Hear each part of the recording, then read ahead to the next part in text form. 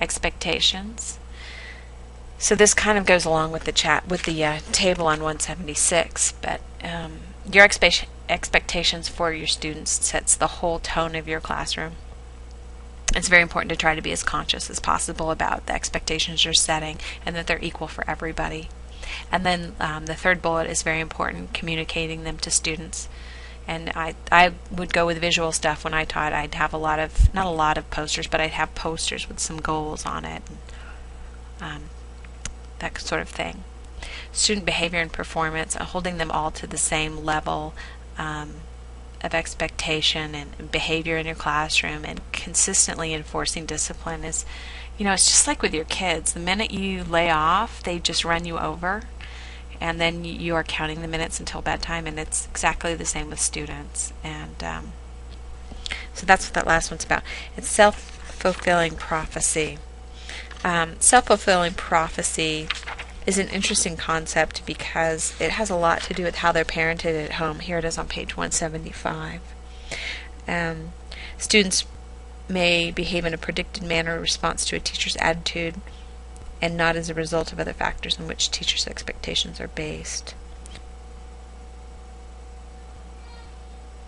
If you come at a group of students with an expectation of how you think they're going to react, sometimes they will, just because of the way that you present it.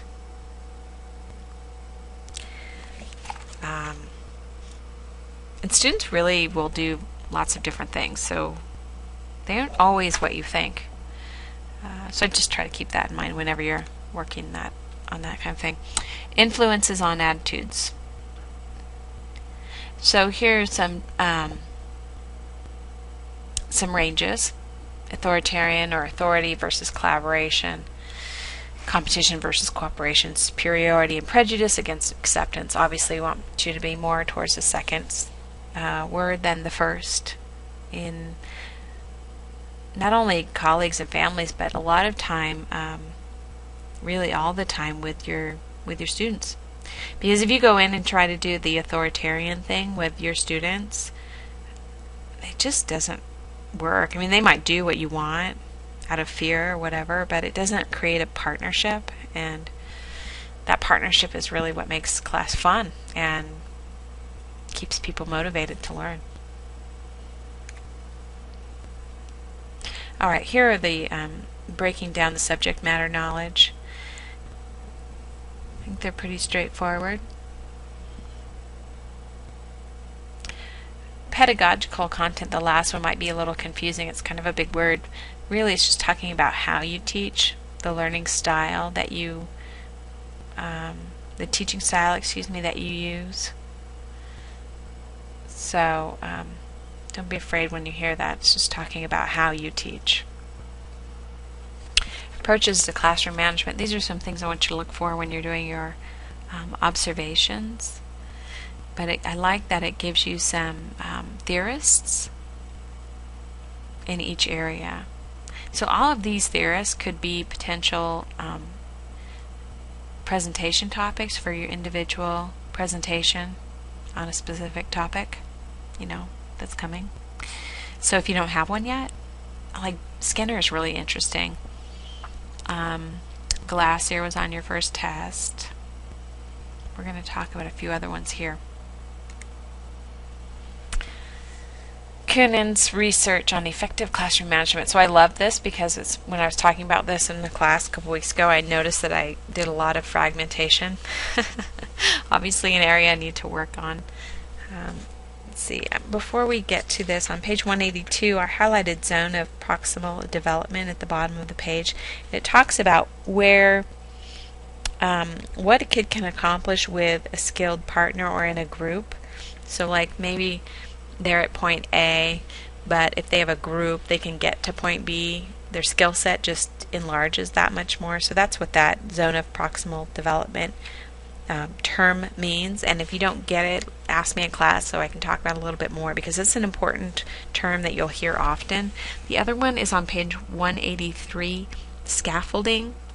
So scaffolding is used in the classroom when I would have English as a second language students, which I had them in all of my classes, but when my migrant students would be there at the beginning and the end of the year, I would be especially careful to scaffold words and vocabulary, just kind of restating what I wanted them to do using different words, because what I would find is certain words my ESL students would think of them in the wrong definition, and so they would not understand what I was asking them to do. So that's an example of scaffolding. It's sort of like propping up with additional information.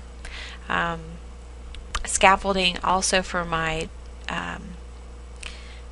students with processing disorders or processing problems, I would say, okay, you're going to do this report, and then I would break every step down and sort of outline it for them on the board, because I couldn't just say, go do this. They would be overwhelmed with all of the steps. So by scaffolding it with a visual on the whiteboard and then steps in numeric order, it helped them begin the process and start the project. A lot of times I would give handouts actually out to everybody, even though they were specifically targeting my students that had trouble with multiple directions, being given multiple directions at one time. Withedness is funny because I've heard it all the time, and I didn't realize it was an actual theorist term. But it's just being like in the moment, having a clue what's going on. Smoothness is being able to transition from one thing to the other and deal with interruptions. And momentum is keeping the pace of the lesson consistent. And two things that slow it down are the overdwelling and the fragmentation. And overdwelling is sort of like when you perseverate on one certain thing that a student has done, whether it's a behavioral problem or it's you're perseverating on the details of the project. And it's easy to do that because you're trying to be clear, but in trying to be clear, you've just become completely confusing. I find it happens mostly when I'm trying to do verbal stuff. So if I'm explaining a project, I'll often have a handout that sort of outlines what I want or what the project entails, and that helps to prevent overdwelling. And then fragmentation is just something naturally I do a lot. I could be like the poster child for fragmentation.